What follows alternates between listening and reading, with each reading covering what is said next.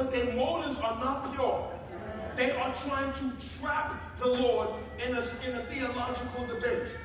This is why it's very important for us who are followers of Christ to have, watch this word, discernment.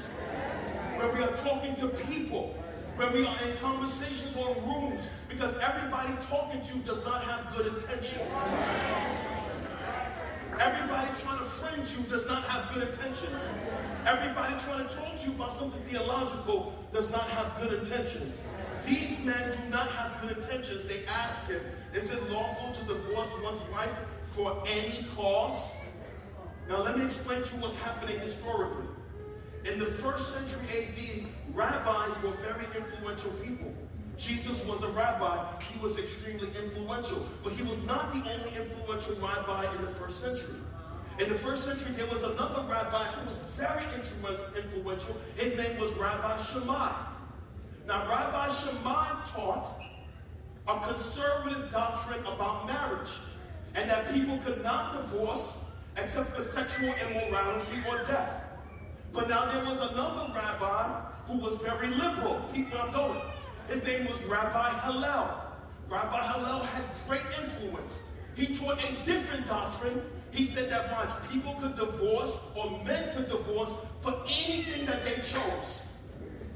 So now you have a conservative doctrine around marriage and divorce.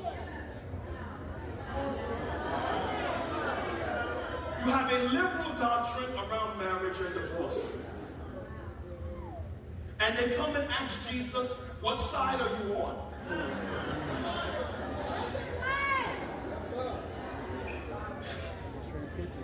What is the origin of this? What side are you on? He knows that if he says I'm on Shammai's side, he offends all of the liberals. And he says I'm on Hillel's side, he offends all of the conservatives.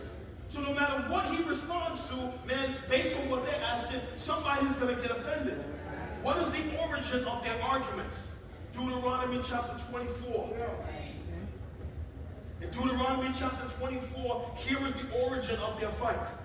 It says, when Moses wrote this, laws from God, when a man takes a wife and marries her, if then he finds no favor in his eyes, because she has found some indecency in her, and he writes her certificate of divorce and puts it in her hand and sends her out of this house, and she departs out of the house, and if she goes and becomes another man's wife, and the latter man hates her and writes her a certificate of divorce and puts it in her hand and sends her out of his house, or if the latter man dies who took her to be his wife, then the former husband who sent her away may not take her again to be his wife, after she has been defiled, for that is an abomination before the Lord. And you shall not bring this sin in the land the Lord your God has given you for an inheritance.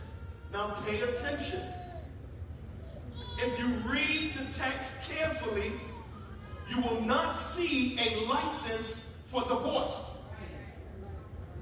If you read the text carefully, you will see Moses permitting something to happen, permitting divorce with certificate, watch, to protect a people group who had no rights. Women. Just like the Lord will deal with children next week in the next text. Imagine a culture where women has no rights and only men can pull the trigger on marriages. So what Moses does here is permit a type of certificate to protect women from being abused in these kind of relationships. Now I want to draw your attention to one statement where it says, if then she finds no favor in his eyes, verse 1. The drama in the culture stems from this one verse. If she finds no favor in his eyes. That is nuance. What does that mean, if she finds no favor? Hillel says, well, if she finds no favor, that is, if a brother looks at his wife and sees anything in her she does not like, he can write her a certificate of divorce. History tells us in the Mishnah that men were divorcing women for things as simple as they burned a meal. This is written in history. They were divorcing their wives for things as simple as they found somebody else more attractive.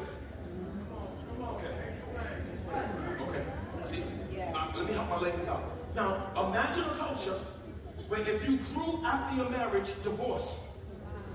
Somebody had a better bundle, divorce. Somebody had a better big face, divorce.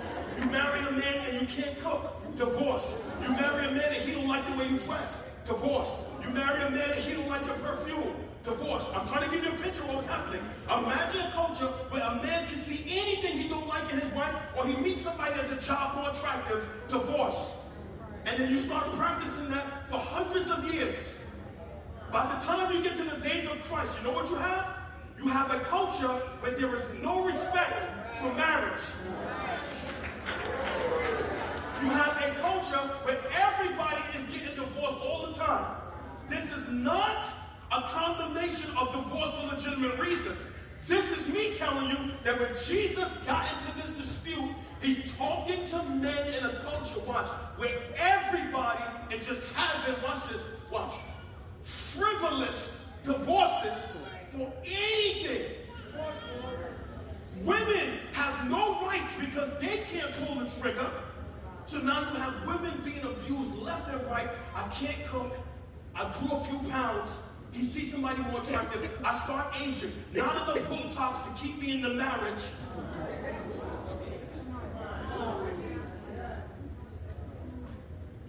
Now, you put yourself in that circumstance, especially every married woman. And just imagine being in a culture where if your man for any reason saw something in you he did not like, divorce. You know what that creates? That creates a culture where women are abused. They are tired. They are weary. They feel no sense of, watch this word, because y'all love this word, security.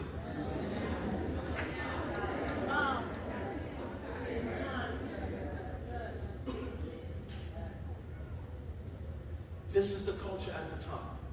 And so when they come to the Lord and ask, well, can a man divorce himself for any reason? It's because there's an argument in culture between liberals and conservatives about that one phrase.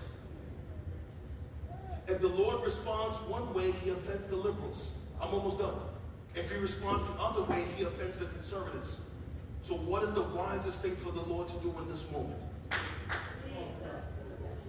It's what we should be doing when these debates happen.